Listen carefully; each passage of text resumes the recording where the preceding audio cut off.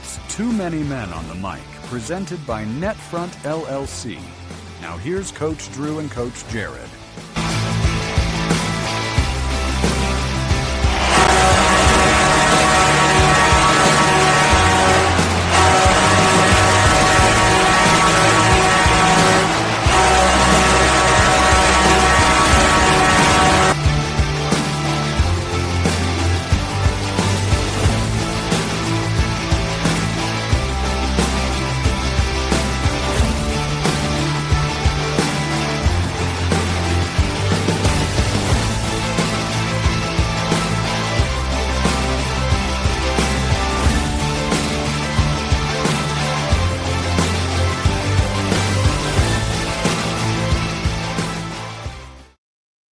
Too many men on the mic, June 9th edition, a steamy summer St. Louis day. We're just at the beginning of it.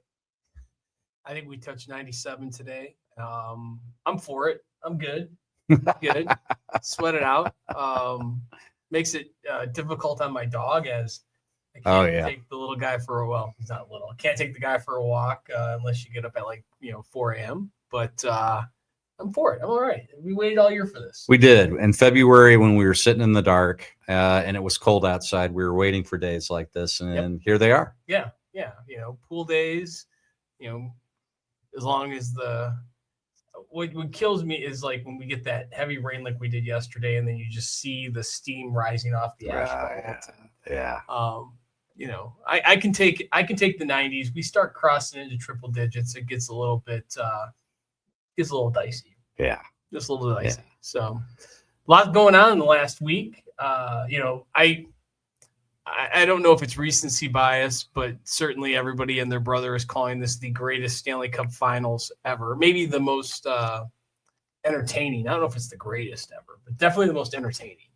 I would not say the greatest. I would say a lot of banter around how many points are there going to be, how many goals are going to be scored, because there's been more goals than I think people were expecting. I think a lot of people were, thinking lockdown defense wins championships. The NFL folks, signaled that kind of approach. But I think we had this on the show, right? I know we had this on the show a couple weeks ago. Are the players getting better? Is the game getting too tough for goalies? And that show was around goals against average going down and goals going up. So to me, this is just another stat that kind of supports that argument that the players are getting better and more goals are being scored. Yeah, I think every series, and in this series in particular, you have these microcosms of these mini games. Game one, Carolina jumps out to a 2-0 lead, and then it feels like you have a totally different game in the second period when Vegas comes back and they take a 3-2 lead. Then it just feels like each period is a game unto itself. There doesn't seem to be any continuity from period to period, which is kind of cool. But at the same time, I think if you're a coach, you're kind of going, can I just get a complete 60 minutes out of these guys? Oh yeah. And it's a game of mistakes right now. I mean, I've watched, that's a great way to say it, a game of mistakes, because I've watched at least two of the games that appear to me to signal this is the kind of game we're going to have, only for the last 6 or 7 minutes of the game to have 5 goals in 6 minutes, when before the game was pretty much locked down on both sides. So a great lesson to share with our players out there. You got to play the game to the end. You got to play all 60 minutes.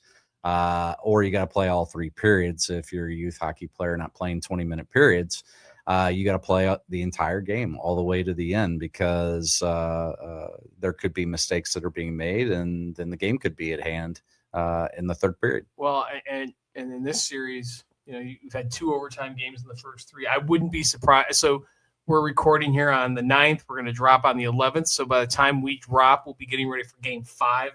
Back in the great state of North Carolina. But I think as we relate this to kids again, and to youth hockey and to parents, as we talked last week with Josh Holmes about, giving parents perspective on the difficulty of the game. These are the best two teams in the NHL and some of the best players in the NHL, and they are making mistake after mistake after mistake. And you know what happens when you make a mistake? They keep playing the game. And both teams have taken leads and capitalized on the other team's mistake, and both teams have fought through the mistakes and come back to tie or take the lead. And so I look at this as a great series, as a microcosm of youth hockey, about resiliency, about never giving up. I mean, for crying out loud, the last game, it was 4-0. 4-0. And there was a penalty shot that could have made it 5-0. And Carolina storms back, scores 4 unanswered goals, scores the 3 fastest goals in the history of the Stanley Cup Finals. Now, most teams would be like, hey, you know what? All we got to do is get one of these. We're not going to get game 3. We'll come back. No way. They're like, nah, we're going to go out there and Vegas, one man's mistakes, another man's opportunity. Carolina ties it up. I mean, so if you're a hockey player, a youth hockey player, one, I hope you're watching the full game, but if not, remember, watch complete periods, see the entire, game, pick a player to follow, but don't get discouraged. And if you're a coach or a parent, perspective, Shea Theodore, who played on the Canadian Olympic team, made a mistake that cost his team a game. Thomas Hurdle. Penalty in overtime cost his team a game. Actually, Shea Theodore's penalty cost his team to tie it up. So these are the best of the best playing a kid's sport. And I just think it's an awesome. Like, we watch these players and we see perfection a lot of times, or we perceive as perfection. But when you see them in this scenario, it's just it's fun to watch, and it's a great lesson and great perspective for kids and coaches and parents at home. I haven't heard you say crying out loud on the bench. It's been a while. Crying out loud. Come on. Well, we got a good topic. We do. This is a relevant topic all season long, and it is the cost of youth hockey. Not only getting into youth hockey, continuing on the youth hockey journey. We're going to tackle it from a couple different perspectives. And when you wake up every day and regardless of how you're affiliated politically, and you see gas prices are going up and inflation's going up and cost of groceries are going up. And then you're trying to stuff youth hockey inside of that. That's a challenge, I think, for a lot of families out there. Certainly families that have a desire and want to continue and really feel strongly about, this is a sport we want to continue to invest in and continue on our journey. And I think it's important to put this in a broader context as well of youth sports in general. It is expensive. It is, in some instances, I think perception is you have to, spend a lot of money in order for your kids to enjoy things. And I think one of the things that certainly I've been guilty of confusing this is participation and development. They're two different things. You should be able to participate in a sport that you enjoy playing without the pressure of, having to follow this strict developmental curve or follow a strict developmental recipe, so to speak, and with the costs that are involved with that. And that's not just a hockey specific item. I mean, hockey does get I think, the articles I've read is outside of equestrian, hockey is the most expensive sport to play. And we've got some data that does support that, not just here in 2026, but, we're looking back 20, 30, 40 years even. But as we were kind of discussing, how do we tackle this and how do we bring this up in a very, I would call it a charged environment. It's a lot of people that are are making some decisions about, what their discretionary income, where it goes to. I went on this journey, or I started this by going to pure hockey, and pure hockey is just one avenue. There are obviously a lot of different places, but the reality is, whether you're going to pure hockey or Ice Warehouse or Hockey Monkey, most new equipment kind of falls within a plus minus of 2 or 3%. And I said, if I had a 7-year-old that I was getting started in hockey, and I picked the least expensive equipment to get that 7-year-old started, from skates up to helmet, including a stick, what would that cost today? And so I went through, and it was about $575 all in to equip the 7-year-old. And that's brand new gear, right? Brand new gear. And again, what we want to have this discussion is not just to point fingers and say how terrible and how expensive hockey is. There's a lot of podcasts and a lot of people who will say that and bemoan how expensive it is. We want to bring some tangible data and some solutions, and as an organization and a community, see how we can help. But we're going to get to that. But yeah, $575 for the entry level, least expensive skates, shin guards, pants, elbow pads, shoulder pads, helmet, gloves, and that's starting off with a wooden stick. See, and I bet a lot of people that are out there that maybe haven't been involved in youth hockey a long time are looking at that and probably having some sticker shock, right? $575 just to get my kid involved in hockey. So let's take a deep breath. Let's talk about a learn to play kid. Let's talk about a young learn to play kid. And what I mean is a 5-year-old, a 4-year-old, a maybe approaching a 6U. You don't need to have brand new gear at that age. You also, I would advocate, don't necessarily, unless you know for sure your son or daughter is right-handed or left-handed, get them a wood stick, get a straight one. Let them show you which hand they are after playing with it. But there's ways to defray some of these costs in getting involved. And so wood sticks versus composites, that's a tremendous savings right there. Locally here, where we're based in St. Louis, there's an organization called Play It Again Sports. It's a secondhand gear outlet. They've got some really good stuff. It's not, stuff that's completely worn. There's also youth hockey associations that have swaps. Kids grow out of gear. Those are great ways to get involved in hockey. So while we're talking about challenges, we're also talking about solutions. And at the very, very beginning, before your player has even decided, put the gear on for the first time, told you how much they love hockey or that they're not quite sure. There are ways to defray some of those costs getting started at a very young age. Yeah. And so I started. That's my big word of this podcast, defray. defray and defer. Yeah. So you have a 7-year-old who you're now outfitting to play hockey, $575. Now, a couple things occur here. Oftentimes, parents will say, hey, don't know if he or she's going to stay with this sport. Maybe we'll get the sizes a little bigger for them to grow into. So there are different tactics that we've all done. Now you go to sign up, and now you're looking at anywhere from $1,000 to $2,000, depending on where you are, depending on what ice costs are from a regional standpoint.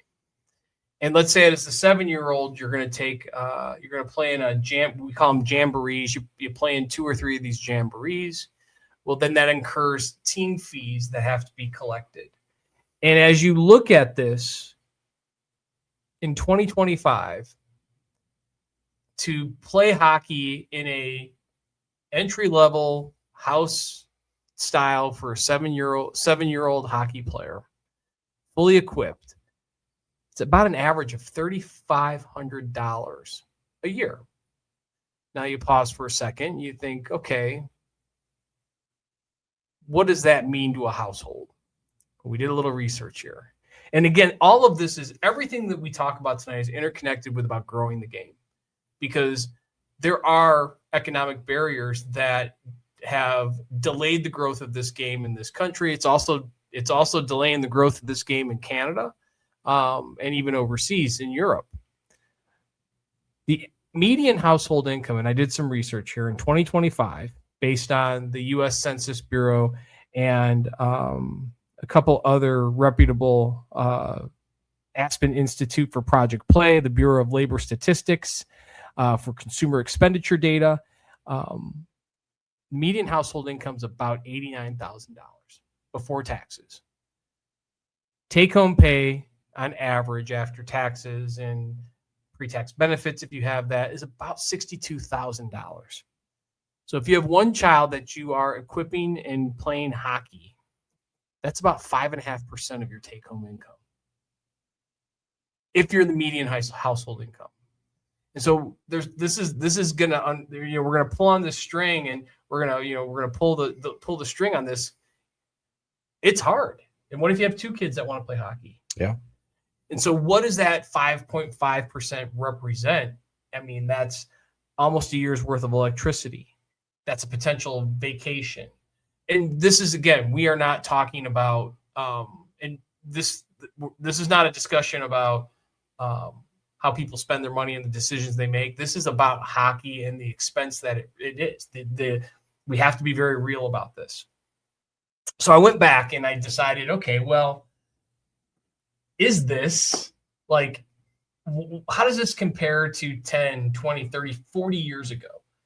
It feels high, right? So I did some research. This is where the Aspen Institute for Project Play and Bureau of Labor Statistics for consumer expenditure data come into play. Thank you, Internet. In 2015, 10 years ago, the median household income was about $70,000, $75,000. Take-home pay was about $42,386. Cost to play hockey in the exact same scenario, about $2,700. So actually about 6% of that take-home pay. So very, very comparable to today. Yeah. 2005, about $2,000, or about 5.8% of the median take-home pay. 1995, about $1,300. So about 5% again. 1985, this is what blew my mind. First of all, the median income take-home, so median income was about $35,000, or was about $27,000, and the take-home pay was about $17,700 in 1985. It cost $900 roughly for one child to play hockey in this exact same scenario. Again, about 5%. It's consistent. So at the basis of all of this, the entry into the sport, the financial entry into the sport is per child, is about 5% of your take-home income if you are at the median household income. Right. Now, here's where we got to start talking about like where these barriers lie. It's pretty tough. I mean, to shell out that type of money. And statistics say oftentimes families are financing through credit cards or pay apps like Affirm or Zezzle. So there's also this, if you can't pay cash for this and you are financing it, now you have an interest rate on top of that of anywhere from 15 to 25, sometimes 29%. So it's a little deceiving when you're talking about just that household income percentage. And then what happens is the child grows. In 1985, when you had a day like today, 97 degrees in St. Louis, June 9th, chances are there weren't a lot of kids playing hockey, organized hockey. They're putting their skates up, they're grabbing their baseball bats, their baseball gloves, their soccer balls, their tennis rackets, and they're going and playing other sports that are not nearly, or at least weren't nearly as expensive. You didn't have many summer camps. You didn't have additional development leagues. It wasn't to the point where it is today. So I want to kind of get what your thoughts are on just some of those statistics. Just when you're talking about, like, if you're making the median household income, which today is about $90,000, 5% of that income for just entering into 8U hockey, that's a big number. Well, my first thought is we love our children, right? 100%. That's why we're spending. Well, you're spending a lot more than 5% on your kids, no matter what sport they're playing. Yeah, right. We're starting at 5%. So we all love our kids, and we want our kids to have the things that they want, and for them to have fun and enjoy, especially a sport that hopefully they've signaled already that they, that they truly have an interest in, which is why, I just wanted to kind of start with, if your entry point is, hey, I don't know, I'm trying to figure out if hockey's a fit for me, there's no reason to go brand new. Try it out, see if you like it. But you make a really good point, because now hockey today is much, much different than it was 10, 20 years ago. And now we're talking about summer camps and summer camps in town, summer camps away, off ice training, skill sessions to work on things, because maybe a coach at the end of your season said, hey, you're doing really good job at these things, but here's some things that I want you to work on. And then player goes and talks to mom and dad are thinking about, oh my gosh, well, we need to make sure that, we're working on these skills, these areas, because we're invested in the sport and we want to continue. And so then that's on top of the 5%. Those are things that you're doing in the summertime. So there's a lot more additive opportunities now than I think there ever were. We were talking about this earlier. I'm a dinosaur, and back when I was a kid, there was one summer session, and I think it was 6 or 8 weeks long, and it was at the local rink by my house, and it was very loose in terms of organization before small area games became a thing. We probably were skating lines, if I can go back and remember that, and then doing a lot of scrimmaging. So not nearly as structured, and we didn't have the benefit of USA Hockey doing these studies with soccer and figuring out how soccer could translate to hockey and small area games and development and make the sport better. So there's just there are more additive opportunities now than I think there have ever been. And then there's, add the social component too. Mom and dad are talking to a friend. What's your kid doing this summer? Oh my gosh, well, my kid's doing this camp and that camp. And then there's this, if they tell you, right. That's a whole nother well, that's a whole nother thing, maybe it's secret and we're not telling anybody.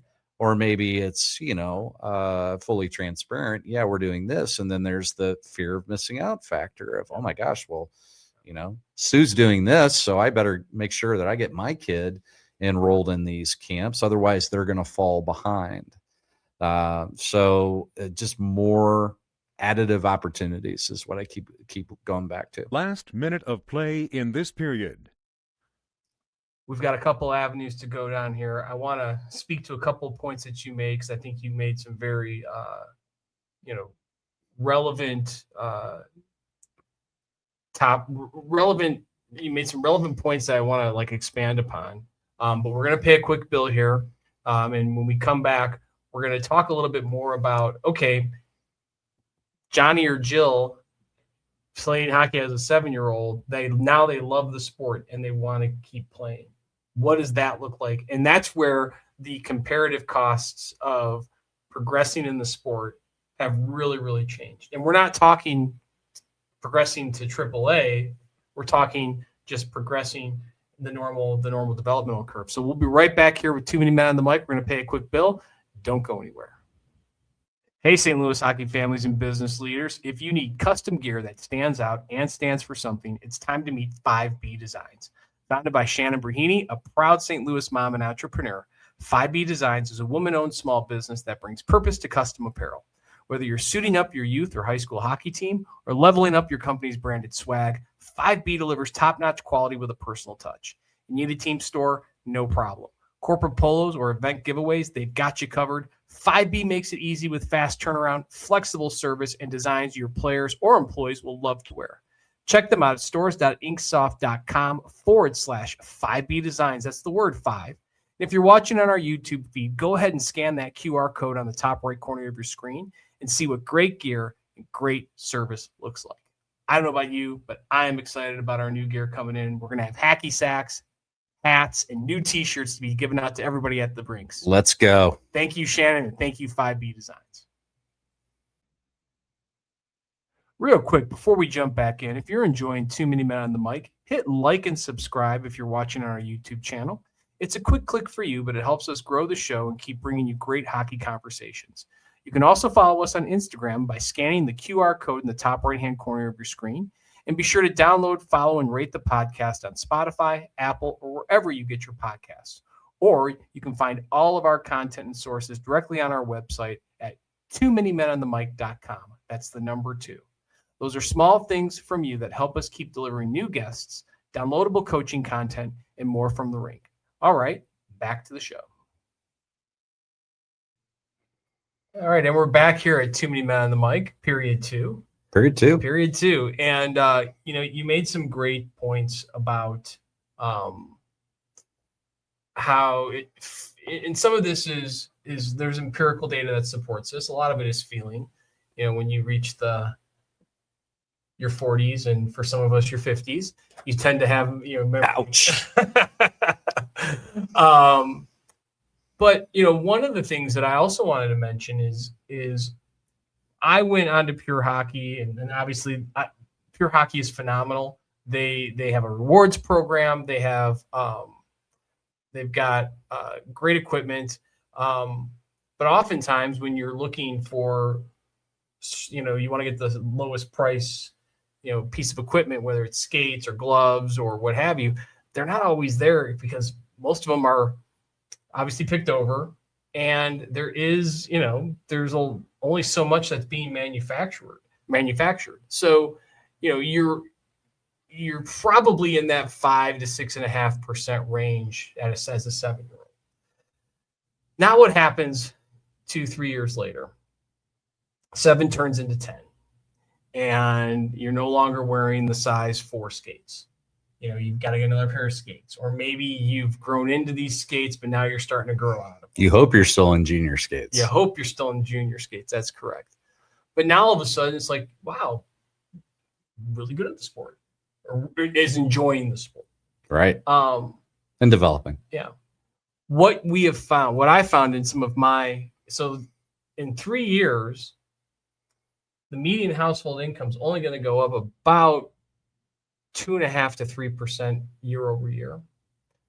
The cost of hockey starts to skyrocket. You're playing more games, which means your registration fee is going to be more expensive. You're looking at equipment becoming, kids are getting bigger. It's becoming a faster game, a little bit more specialized. Maybe that wood stick with the straight blade doesn't work anymore. And these are, a lot of these things are wear items as well. So now you're going, maybe your household income's gone up from $89,000 to, let's call it $105,000. Cost of hockey is over $6,500 at that point.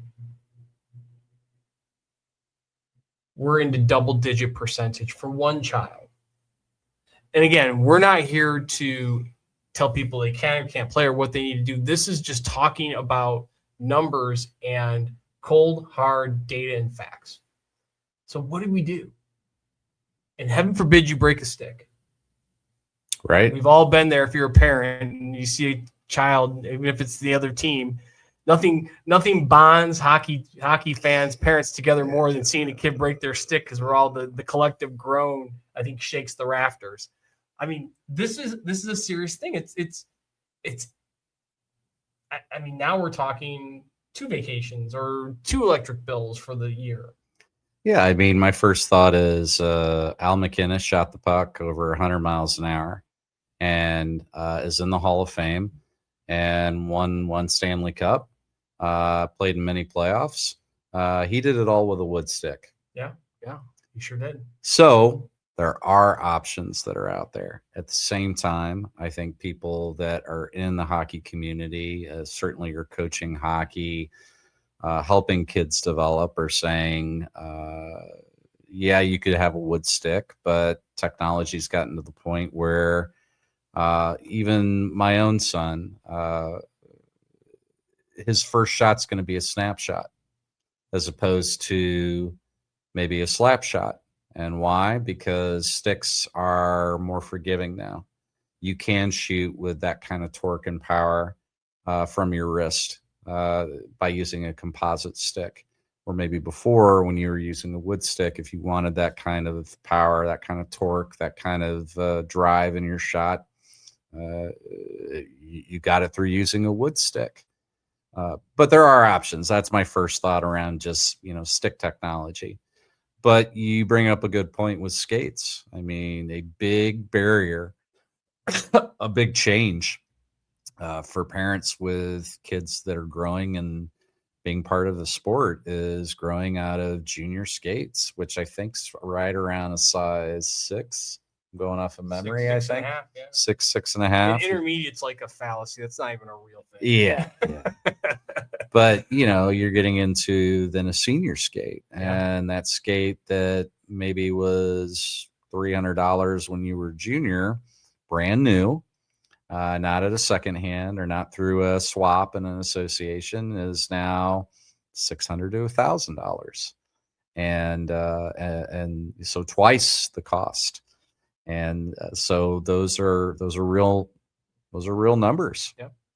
And let's talk about going up to like a 10U, 12U scenario. Your registration is probably going to jump at least to $2,000, minimum of $2,000. And that's not even taking into account the increased ice costs over the next 3 years from when your kid was a 7-year-old. Team fees are going to go up as well, because now you're not just playing in one jamboree locally and one jamboree out of town. We're going to go to 3 drive out of tournaments, because the big 3 holidays in hockey are Columbus Day, Martin Luther King Jr., and President's Day. Yep. And typically what happens is most teams play anywhere from 2 to 4 tournaments. So I just said 3, and they're going to go out of town. And so now your team fees go up a little bit because you've got to cover the expense of those, and you probably have maybe 15 kids on the team. You're still not putting a full 18 skaters, 18 and 2 goalers skaters. Yet. Yep. New skates, new pants, like you said, new shoulder pads, potentially two or 3 sticks. Yep. And you're breaking sticks because you're growing. Yep. And the stick that maybe lasted you all season 2 or 3 years ago might last you 6 weeks now. Maybe. And now also there's contact, there's not checking full on, but kids get slashed, sticks break. I mean, things happen. I had one of my sons was at practice, and one of his buddies was messing around, and he kind of chopped him, and he broke his stick. I was like, I mean, there was a lot of things going through my mind at that moment, especially since I was coaching on the ice. What's going on? Well, you can listen to the parents around the glass. Oh yeah. There's I can't tell you how many games I've been at the last couple of years where you're watching a game and a stick breaks and somebody says, "Oh, there's $300 or $400." Yeah. And there's kind of a collective groan or sigh amongst the parents of, "Oh my gosh, I'm glad it's not my kid that broke his stick." So you're looking at registration and team fees for a 10 to 12U player a couple years down the road from when you started, about $2,500. Now, travel for those tournaments. I don't know if you noticed this, but gas and food and lodging is not free, and you have to pay for those when you travel. And sometimes you're maybe rooming with somebody, but most of the time it's each family has their own, because there is a stay to play or a pay to stay mentality with a lot of these tournaments. Another topic for another day. Right. equipment upgrades. And sometimes upgrades may not necessarily mean like going up to the next level of quality. It just means that you're getting a bigger size and you have to $950. So your season cost now goes up to just under $5,000 at $4,800.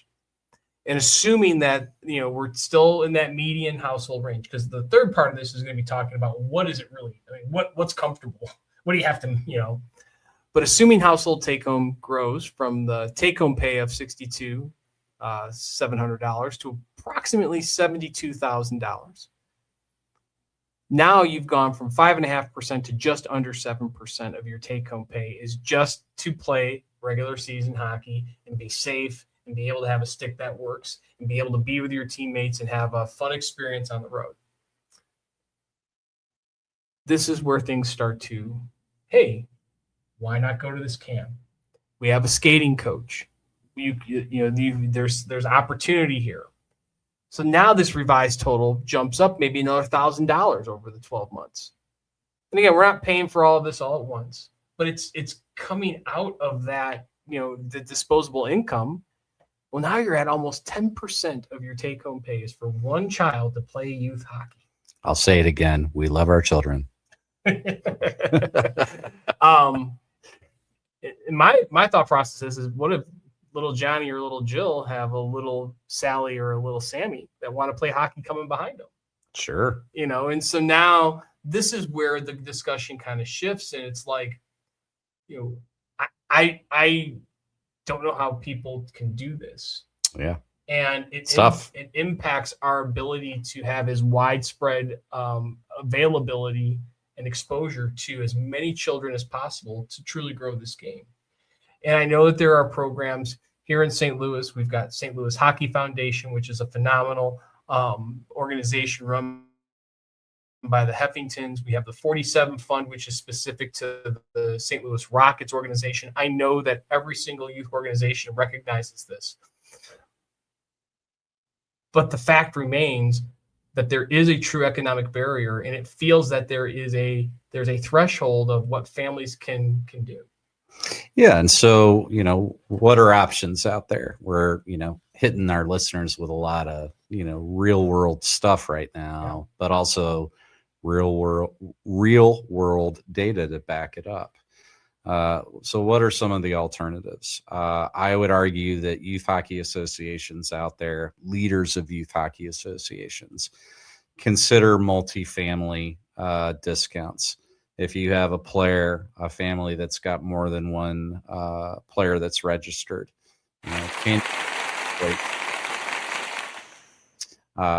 I would also say if you're still on your youth hockey journey and maybe you've played a little bit of ice hockey, but you're not ready to think about skills and camps and things like that. Roller hockey is an alternative. Much cheaper, lots of rec leagues. Oh my gosh, there's even professional leagues now, people playing roller hockey. So that's a way that the game has grown, but a way to, again, I'm going to use my word, defray some of the cost. Consider that. You're still close to the game. You're still using a stick. You're still scanning the area you're playing in. You're just not on a sheet of ice.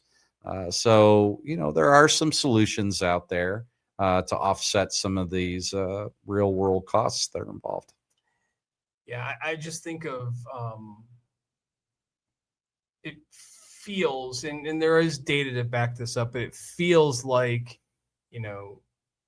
if you're unable to buy into certain aspects of the sport to help with off ice and away from team development, then and maybe this is okay. I tend to think that it's not. But it feels like those folks who excel and eventually maybe move on and continue to get better and play on higher level teams, but don't come from the most fortunate backgrounds, those become more the exception than they should be. And there is an absolute correlation. I'm not going to say causation. So I learned my lesson back in statistics 101. But there is a correlation with family income and ability and disposable income, and the ability, not just in hockey, but in all of these sports. Soccer is another one that's notorious for, playing 10 out of 12 months, or in some instances, 13 out of 12 months. And so I know USA Hockey is preaching from the mountaintop of diversification of sports. Don't do hockey year round. It's not, the healthy, but the reality is that's where we are today. And it is, I know stories. And again, these are all anecdotal of people that I've known or heard, but like,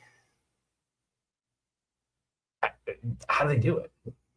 Yeah, how do they do it? But that's where, I go back to pickleball leagues.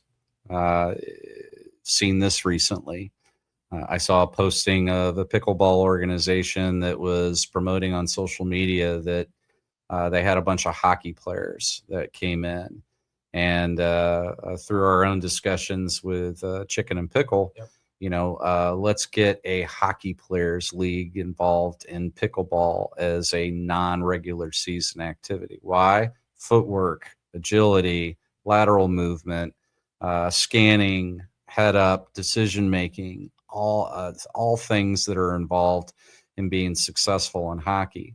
So there all are alternatives out there. So before you're thinking about, fear of missing out and talking to your friends and thinking about that next camp, think of other sports that are available to you. But you're right. I think all of these sports have become much more specialized, and USA Hockey does a great job at the beginning of your entry into the sport.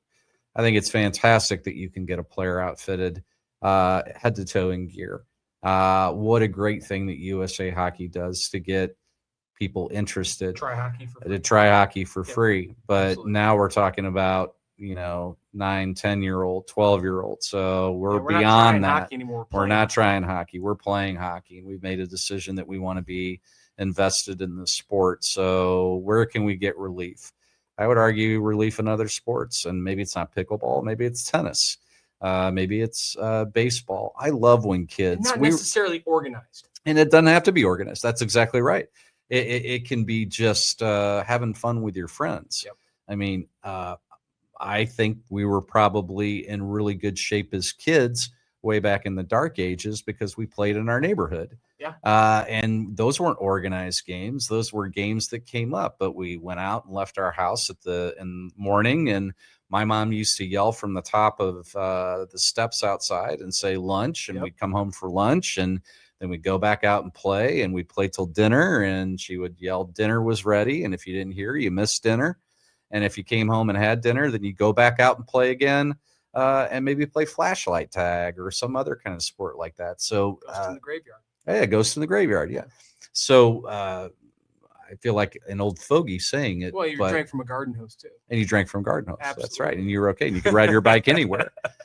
So different times now, Yeah. But I would argue that some of those things we just need to kind of reflect on and say there are some other alternatives that are out there. So before you're thinking about that camp and fear of missing out, think about that. Think about what's available to you right now that you can do. Well, look at there's another aspect to this. The inundation, that's another word. That is a big word. Write that down. Inundation. The inundation. I can't log into my email, and this has been the case for probably the past 10 years, without come to this skills camp, come and do this development. And it is, and I'm sure it's like this for soccer and basketball and other I would call them other specialized sports where you have, we've created these tiers. Travel baseball. Lacrosse is another one. And so there's this inundation, and parents, many of whom are not as well versed in the culture of youth hockey, think I got to do this. Yep. This is what participation looks like. That's right. And that's not the case. And I'm not saying that those aren't worthy things to do. It's just we have to be real out here, and it's the cost and it's compounding. It's like exponentially every year a player is in hockey. The cost to participate, not the cost of development, but the cost to participate continues to go up and skyrocket. And there is a point where equipment has to get to that next level. I need to be comfortable. I need to be safe. I need to, I want to be able to perform. And that cost rises. And I don't know what we do as a community. I don't know what this is beyond to the Too Many Men on the Mic show. And it's beyond, I think, even the local hockey organization, waiving. I mean, let's be honest. Coming in and waiving registration fees or doing a $500 discount on those fees is absolutely great. And you want to do it for as many people as you possibly can. But you're still at 5, 6, 7% of your take home income if you're at the median. It's like you almost have to have it, not almost. It's like you have to have a take-home pay of at least $125,000. Well, and this is why I've been arguing constructively with you over the last year or so. So now let's fast forward a little bit. Let's say your player is 14 to 18. So let's say your high school has a organized hockey program.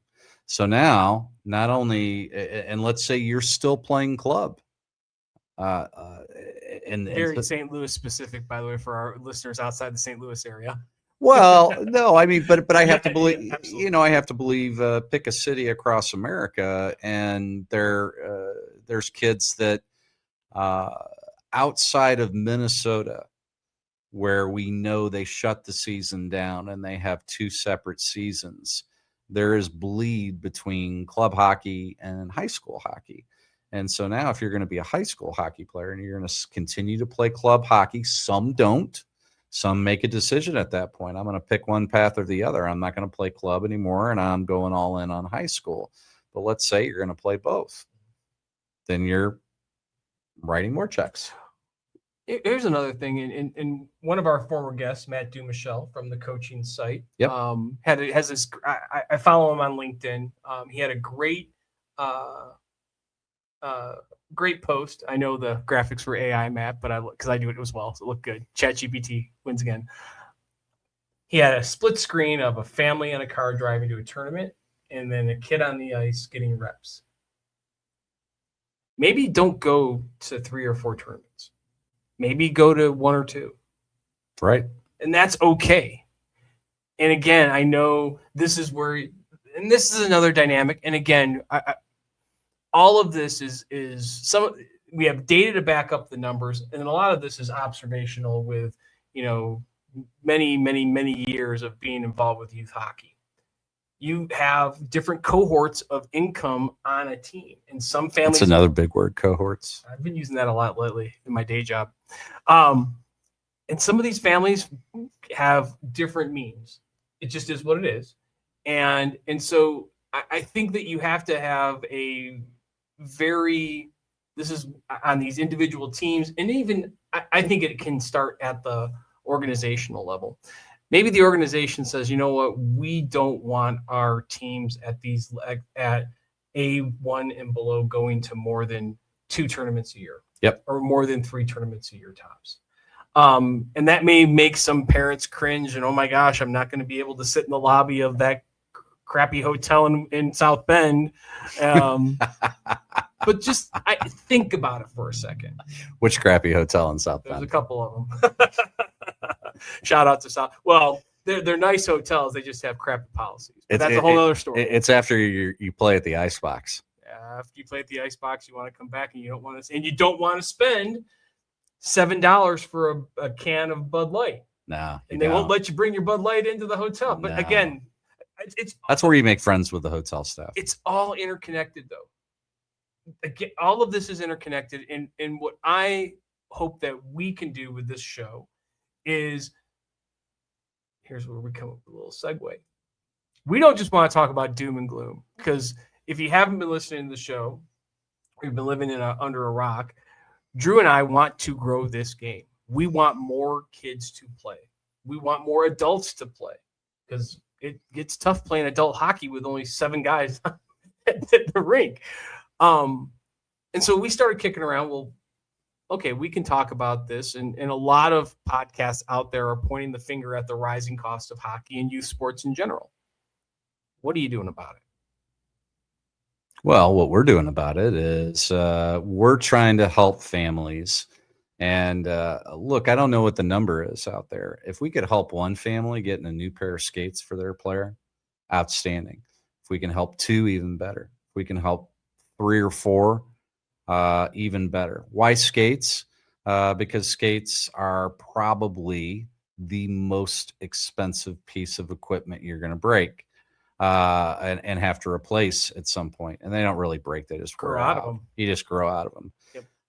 Now you could say I broke 8 sticks this year, and that could eclipse it. We may be able to help with that too. Yeah, but the reality is skates are without a doubt the most single expensive piece of equipment that you're going to have to spend money on to outfit your player. And so we've got an initiative to help players and help families get a free pair of skates, right? So we're partnering with RG and Luna Sports. RG, the source for hockey, we fit your game. Tim Bayless, who's on our show as a former goalie, as a coach here, is donating skates to Too Many Men on the Mic. Love it. Right now, I think we've got 2. Thank you, Tim. Right now, I think we've got 2 pairs. I think we're going to be able to get a few more. Let's say we're going to get 4 pairs of donated skates. Well, Drew and I are going to leverage our network and go to a couple of very, very well thought of organizations here in St. Louis who work with families who need help paying for hockey. We're going to go to them. We're going to say, we are going to donate these skates. Let's get them on the feet of players that need them. And we may look at the beginning of the season, but the worst time to have to get skates is in the middle of the season when you go through a growth spurt. And so we're still working out the details, but we're going to align with potentially a pre-Christmas time, between Christmas and Thanksgiving, when you've been 3 months into and all of a sudden my feet hurt because my skates are too small. Yeah. And we're going to put a challenge out there. Drew and I know a lot of coaches. We know a lot of folks in business here in St. Louis, and we're going to ask for some folks to come step up to the plate and potentially help us buy more skates and get more skates on the feet of these kids who need them. We can talk about the numbers, and the numbers are what they are. Like we can't boil the ocean, but what we can do is we can help some very, very, I'm not even going to say needy, some players that maybe they don't have to wait another 6 months to get a pair of skates and skate in pain. Yep. And that's what we're here to do. And we're going to put the challenge out there, and we're going to post it on Instagram. YouTube is going to be on our website, and we're going to be talking to a lot of folks around town to help us do that. The second thing we're going to do, because whilst you wear skates out, you break sticks. And Coach Ballin in his stick order, we're going to try to at least get at least 10 to maybe a dozen sticks that we're going to go to those same organizations and see if we can find some folks who need to get some new sticks. Maybe they've outgrown their stick. Maybe their stick is too short for them, but they just haven't. It's not in the budget to go get a new stick right now. Yep. We're going to try and solve that. And we're going to go to those same organizations and ask them to on our behalf, get those sticks in the right hands and those skates on the right feet.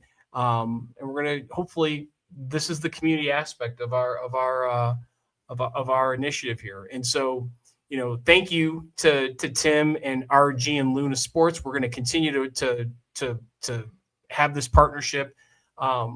If you need new gear, maybe give Tim a call, and you can DM me and I'll get you his information, because it's phenomenal what they do. They're also working with Maryville here locally. But this also goes to the Vantage Credit Union partnership we announced last week. We're going to be a community-driven podcast. We're going to start here in St. Louis, and just like we've got guests that come on this show from all over the country and all over the world, maybe this is a little bit of you roll that snowball, although not today because there's no snow outside today, but you roll that snowball down the hill and let's see where it goes. So that's what we're going to do. I love it. Action behind some data. If we can improve just a few families' lives, Imagine what we can do. And our hope is that then it spreads to other people that are involved in youth hockey communities all over the country. We've had so many good youth hockey associations over the last year, Florida, Alaska, all over the country. And if we can generate some momentum and spread it, maybe we can do just a little bit to help, again, defray some of those costs. 100%. This is a conversation that is healthy to have. It's ongoing. There are so many facets. Another word. Right? That is. So many facets to it. I can't get ice costs to go down. I can't help. I can't make decisions, and I can't clean up your inbox from all the different marketing that comes to you. But if we can help some folks in need, and also as two hockey guys who coach and who have done those camps with their kids and have spent that money, maybe it's an opportunity for us to share some insight and say, hey, maybe not this one, maybe that one, or maybe, there's some alternatives, because we want these kids coming back because they love the game. We don't want to lose kids because it's just, it becomes cost prohibitive. And I think that's where, I think that everybody involved with this, coaches, parents, administrators, USA Hockey, if we look at this from a community standpoint, we want to invite more people to play. We understand that there are barriers that maybe we don't all face. Everybody's family is different, but have some understanding and figure out ways to help. Then all of a sudden, this goes from 500,000 youth hockey players to 650,000. And then maybe instead of going to overtime to beat Canada 10 years from now, we're kicking Canada's butt. Sorry, my friends in Canada. Oh, wow. Because you tied it hockey, right. You tied it right back. Because USA Hockey is getting our best we're getting some of our best athletes to play this sport. I think that's what they call a BHAG. Well, we're going to take a break here for a second, and then we're going to come back and talk about another one of our partners, Drift Hockey, as we do our weekly drill draw. Thanks for tuning in to Too Many Men on the Mic. We will be right back. Oh, yeah. Sega 94. Howden again. All right, folks, it's that time again for the weekly drill draw. You'll find the drills located at Too Many Men on the Mic in the Coach's Corner. This is brought to you by Drift, the all-in-one hockey tool. And this week, you just go to drifthockey.com to sign up. This week, Coach, I think you've got a drill that we're going to talk about and share with the folks out here. So let's pull it up. Yeah, this is an edge work drill, and so let's use tires instead of cones. So yeah, let's put a tire right there in the middle dot. Yep, right there. Why can't I put a tire there? That's okay. Oh, okay. Got to move it. There you go. Oh, what's going on, drill? What's going on, Drift Hockey? Oh, because I don't know what I'm doing. Hang on. There we go. All right. And then let's add 4 tires. So think of it as we're just kind of completing an X. No, on that same circle. So bring that tire over, one to the right. So we're going to have one to the right in the bottom, one to the left on the bottom of the circle. Yep. And then take that tire that's at the bottom and move it over to the right. Yep. And then bring 2 more tires in on the top of the circle. Yeah, there we go. And another one over there. Perfect. And let's put a coach up on the top of the blue line next to the boards.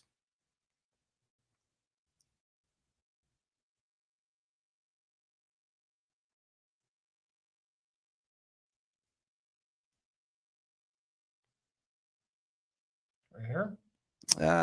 Yeah, that's good. That's good. And then let's put the players in the corner, starting below the goal line, and let's just do 4 or 5 players there wrapping around the boards below the goal line.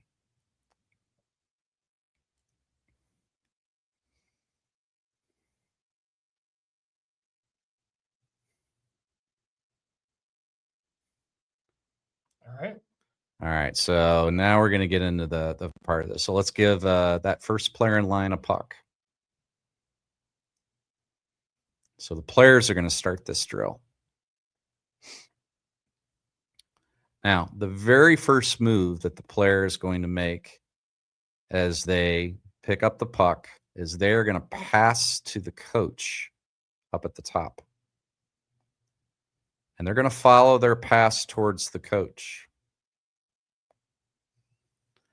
Now, when they get to the top of that top left tire, they're going to pivot around that tire and they're going to turn backwards. All right.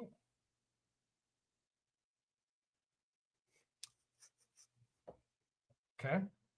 Now where are we going? I left out one very important piece of information. That coach is going to give the puck back to that player right as he makes that pivot at the top. Yep, thank you. Perfect. As that player is pivoting backwards, he's going to pivot and go around that tire that's right in the middle of the dot. Skating backwards. No, he's forwards now. Forwards here? Okay. Yep, so he's forwards and he's going up to that, that top right tire. And now the top right tire, that other side. Hang on. Let's Yeah. Or bottom right tire if Bottom you're right looking tire? on the screen. Yes. Okay. So Yeah, if you're looking on the screen, bottom right tire. And now they're going to pivot to backwards. They're controlling the puck as they're doing this. They're going down. So now they're going to move down to that bottom left tire. They're going to pivot to forwards, go back around that middle tire in the middle, go back to backwards. Okay. Now that top left tire, now they're going to pivot and they're going to skate around the coach. So that coach is against the boards. That's okay. There'll be enough room. We're going to go around that coach. We're going to circle around. And then we're coming in to shoot on the goal. So a lot of movement here, a lot of things going on. This is an edge work drill. So we're going around the tires. We're using we're skating forwards. We're skating backwards. We're pivoting our feet. We're incorporating some passes to the coach at the beginning. We're getting that puck right back. But then we are handling it. And so I've always thought of this drill as the 5-cone drill. In this case, let's call it the 5-tire drill. And you can run this on both sides. We have it just on one side right now, but you can do it on both sides. The 5-tire fire drill. 5-tire fire drill. I There we go. love it. But as you can see, a lot of things going on here, a lot of movement. You got to keep your head up while you're stick handling both forwards and backwards. And there's just a lot of things happening. And at the end, you get to go in and shoot on the goal. So a great way to control. This is a puck possession drill, but it's also an edge work drill. Yeah. You can even layer in some progressions here where you have multiple passes back and forth to the coach. Or, I was just going to say that. Or So even put players, replace the tires of the players and pass the puck and go around the player. So one progression that I've worked on with my teams when you and I weren't coaching together is we would progress it. And every time you went around a tire, you were passing back to the coach. And so you add an element of complexity to just the same drill, just by incorporating a pass each time that you go around. I love it. Well, we're going to have this up on our site in the Coach's Corner on toomanymenonthemic.com. Also, follow us on Instagram and YouTube Shorts as we will run this drill this Friday at our practice, and we will have it recorded to show you it in action because my drawing right now probably is not doing it justice. Oh, I probably could have coached you better on the drill, but there's a lot of movement going on there, so you did fantastic. Hockey Drift are all in one hockey for following the drill draw segment.